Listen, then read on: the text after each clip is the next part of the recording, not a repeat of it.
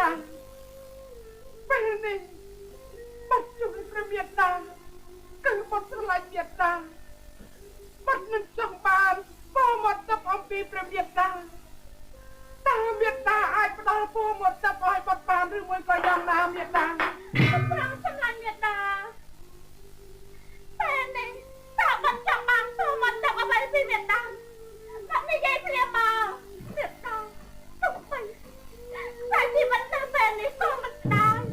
បាត់ចង់បានអ្វីមេត្តានឹងធ្វើតាមបាត់គ្រប់តែវេលាទាំងអស់និយាយមកមេត្តាបាត់អស់ព្រះគុណណាស់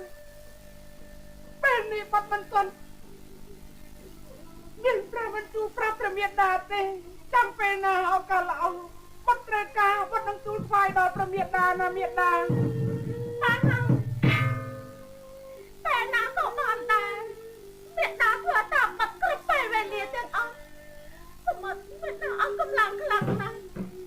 ខ្ញុំសម្រាប់នៅទីនេះបន្តិចសិនទៅ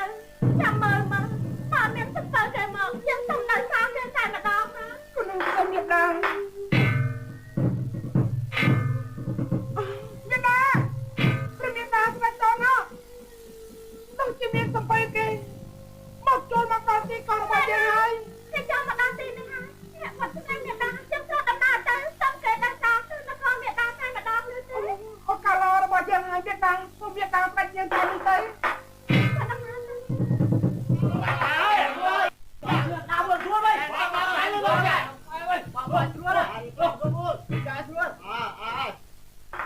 ជួយលោកចាជួយលោកចាមើលឡាព្រាបមកទៅយើងបានល្អហើយអាចចូលទៅក្នុងហើយបាទបាទហ្នឹងទៅលោកជួយលោកចា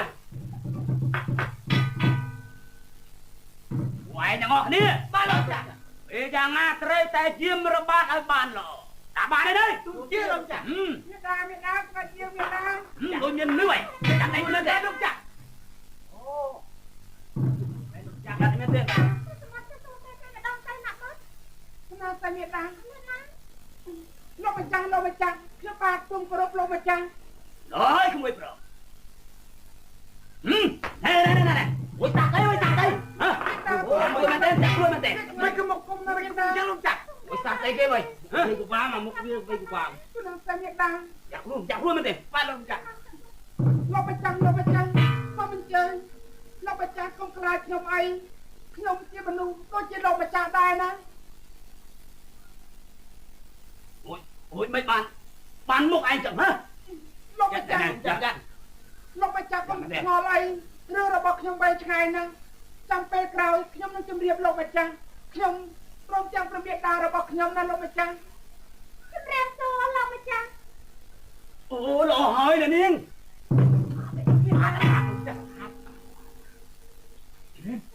អូណែមិនអីទេក្មួយប្រុសមិនអីទេណែក្មួយធ្វើដំណើរទៅណាមកណាបានជាមកនៅកណ្ដាលកោះចាំមកជឿទៅវិញលោកម្ចាស់បើលោកម្ចាស់មិនយល់ទាស់ទេឲ្យខ្ញុំសុំដៃតាសំពៅ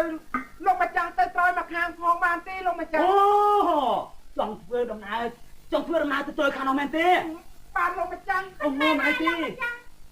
ពេលនេះខ្ញុំពីអ្នកម្ដាយនឹងកូនចង់ឆ្លងទៅក្រោយមកខាងសូមលោកម្ចាស់ជួយដំណើរខ្ញុំទាំងពីរអ្នកទៅផងអូមិនអីទេអ្នកនាងណែបើកាលណាខ្ញុំឃើញអ្នកនាងមានគ្រោះថ្នាក់ហើយនោះបើខ្ញុំមិនជួយទេហាក់បីដូចជាចិត្តរបស់ខ្ញុំនឹងមិនជួយចំពោះអ្នកនាងទេណាតែជួយមិនទេតែមិនជួយទេណែពួកឯងបានលោកចាមានបានទុកមិនបាត់ហើយលោកម្ចាស់អូយ៉ាងម៉េចមួយយ៉ាងម៉េចតែពេលនេះយ៉ាងម៉េចមួយឃ្លាននេះខ្ញុំឃ្លានបានលោកម្ចាស់អូមិនអីទេណែបាទក្មួយឃ្លានហើយនោះចាំពូរៀបចំជាមហោមហាឲ្យក្មួយបរិភោគរួចហើយចាំឡើងទៅលើទំពៃចេញដំណើរទៅតែម្ដងលោកម្ចាស់ខ្ញុំអរគុណណាស់លោកម្ចាស់អូមិនអីទេណែពួកឯងបាទលោកម្ចាស់ហាក់រៀបចំមហោមហាឲ្យ